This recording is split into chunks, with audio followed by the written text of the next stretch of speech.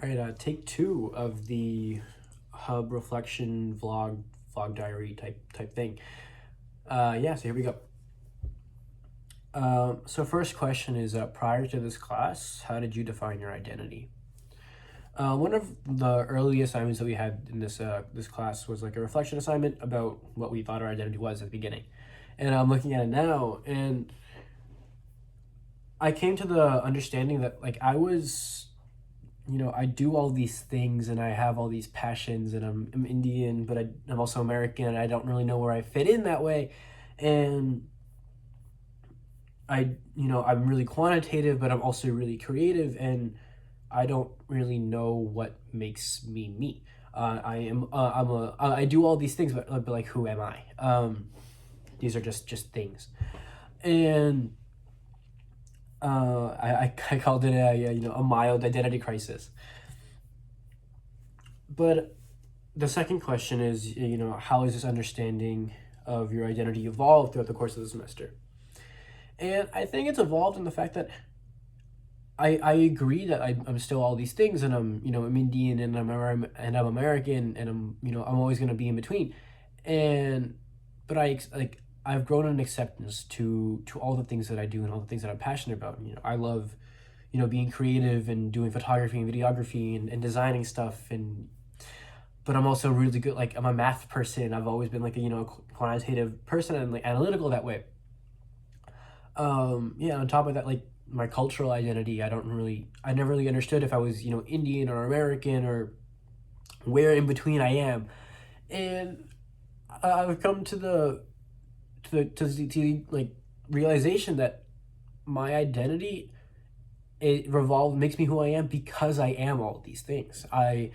These are the things that make me unique, that make me who I am. If I didn't have one thing, I'd be a different person.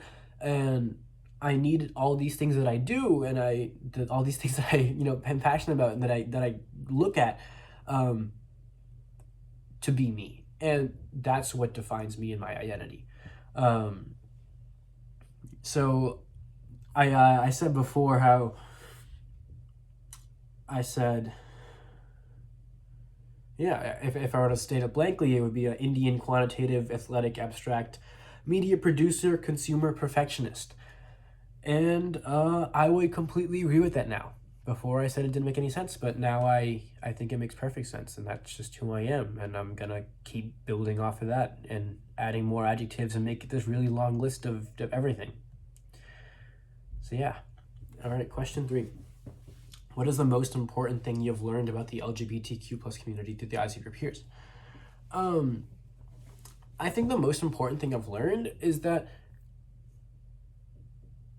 it's not a big deal.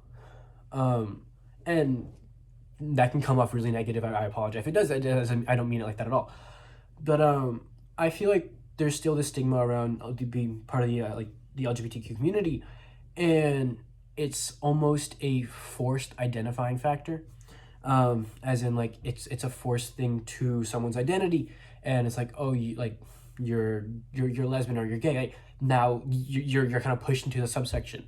But I learned that like it's not like that. Like, we're all people. Like, we're all doing our lives and moving forward and growing and learning and experiencing life like as it is. And being part of the LGBTQ plus community is like, you're part of it. Like, cool. Like, but you're still human. You shouldn't be defined really any differently than anyone else. And I think coming into that class, I didn't really understand that. I was also naive in the fact that I mentally grouped them, like grouped people of the community a little differently than how I grouped other people. And I think that that's a problem. And so what does it mean to be a member of and a part of the community, and what responsibilities come with it? Well, I think the fifth question's what do you feel like challenging issues? I think my answer for both question 4, if I could go hand in hand, of like, there's still a problem with acceptance.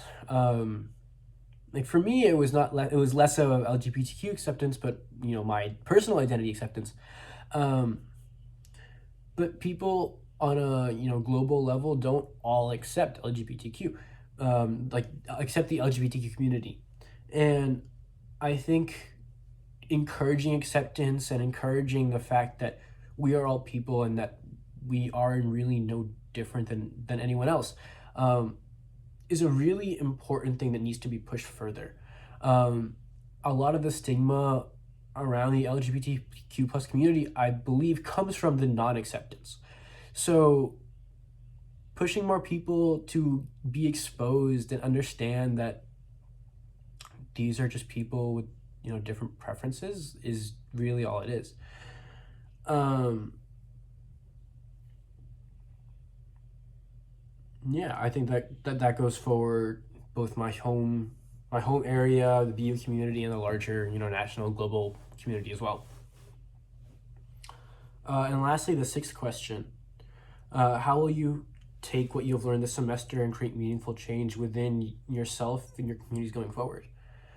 I actually think have had the most meaningful change this past weekend.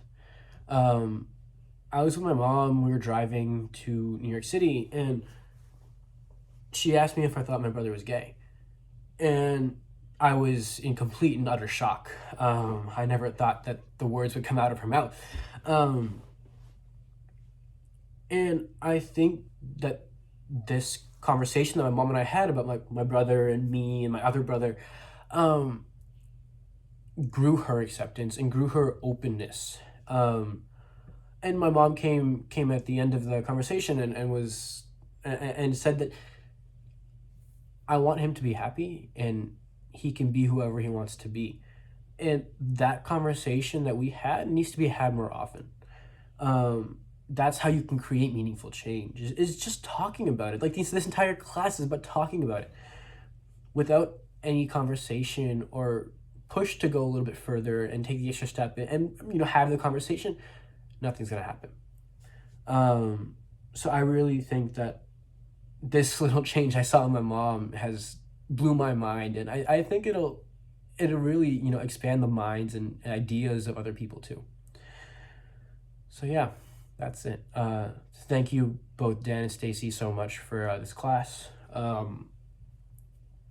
know I missed the last one. I feel really bad, but I really actually explored a lot of my own identity, and this was a really safe space for me to do that and figure out my own life, and I really appreciate that. I hope you both have a fantastic summer, and I will definitely keep in touch with you guys in the future. Bye bye.